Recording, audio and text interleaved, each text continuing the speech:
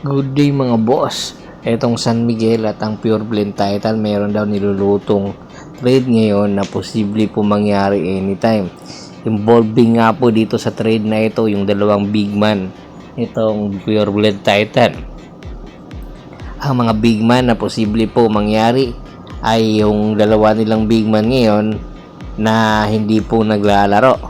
Ito rin po itong si William Navarro at syempre itong si Cade Flores. Samantala doon naman po sa San Miguel, dalawang big man po ang posible rin po magpakawala ang San Miguel Bearmen, featuring naman po si Muala Tautua at Jeronteng. Si Cade Flores po napapabalitan na po, matagal na po itong napapabalitan na nagkaka-interest talaga ng San Miguel Bearmen sa kanya, dahil na rin bukod sa bata pa ito, talagang yung energy na may bibigay ng nasabing player sa kupunan na kukuha sa kanya ay napakalaking tulong po. Samantalang itong si William Navarro, ganoon din po, batang bata at malayo pa ang mararating dahil na rin sa kanyang kakayahan. Ang dalawang nasabing player ay napakalaking maitutulong po sa kahit sino mang kupunan na mapupuntahan po nila, dahil na rin po sa kakayahan na meron po sila. Eto ngayon si William Navarro, isa po sa mga legitimate pigman ng nasabing kupunan na Pure Blend Titan. Ang nasabing dalawang player na ito, bagamat mga kilala na po, hindi pa po nakikitang naglalaro sa Pure Blend Titan. Isa po sa mga kadahilanan na itong si William Navarro ay na-trade po gagaling ng Magnolia at nakapasok nga po sa nasabing trade or clause, dahil nga sa nanggaling siya sa Magnolia, hindi po siya po pwedeng makapaglaro basta-basta dahil na rin po sa mga rules ng PBA. Samantala itong si Cade Flores naman po, hindi pa rin po makakapaglaro dahil na rin po sa meron daw po itong iniindang ACL injury. Bagamat may ACL injury, ay napakarami po ng po pwedeng mangyari sa negotiation na nagaganap sa kanila. Depende po yon. At kung sakali nga po matuloy yung negotiation na nagaganap po sa kanila, ay yung San Miguel Bearmen, ang number 1 na makukuha po ay itong, or ang Pure Blend Titan, ang number 1 na makukuha po ay itong si Muala Tautua. Kung matatandaan po ninyo, itong si Muala Tautua, bago pa ito napunta sa San Miguel Bearmen, ay nanggaling na po ito sa Northport Batangier na dating or sa kasalukuyan ay Pure Blend Titan.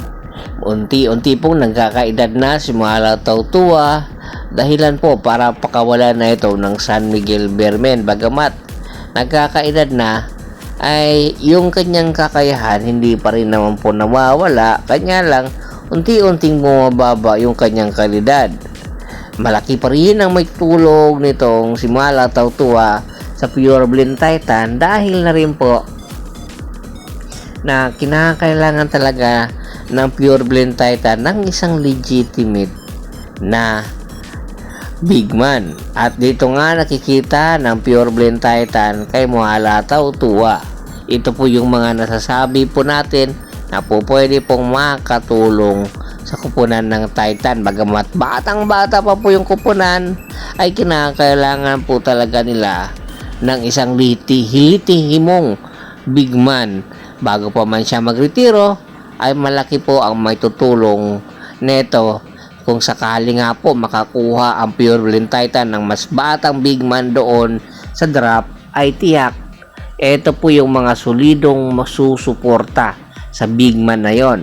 At si Jeronteng naman, na kailangan maibalik muli ng Titan ang kanyang kakayahan bilang isang scorer. Bago pa man ito pumasok sa PBA, ay kilalang kilala na pong si Jeronteng na scorer noong UAAP days pa. Unti-unti lang po nagbago ang kakayahan ni Jeronteng sa PBA, dahil na rin tinanggap niya yung role na ibinibigay sa kanya ng kupunan.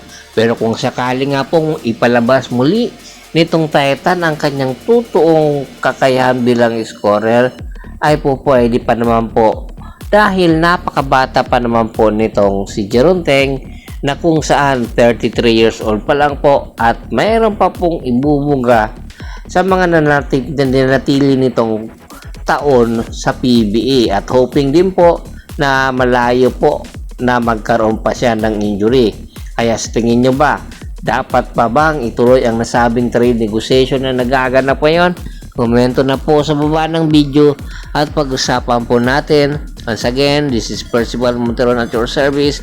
Don't forget to subscribe my sports channel at don't forget to click the notification button para maging updated palagi sa kwentuhan.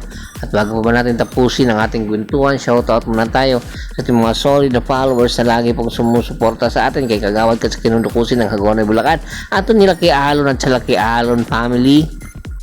Ricky Lanza ng Ricky Rider TV ng Tansa Cavite, Richard Pabilna, Ryan Ratchika at si Mr. Yornel Belches. Pakibisita na rin po ng Facebook fanpage ko na Happer Speech 3, Polgoso at Bostor para po sa mga karagdagan sports balita. Hanggang sa muling kwentuhan, maraming salamat po.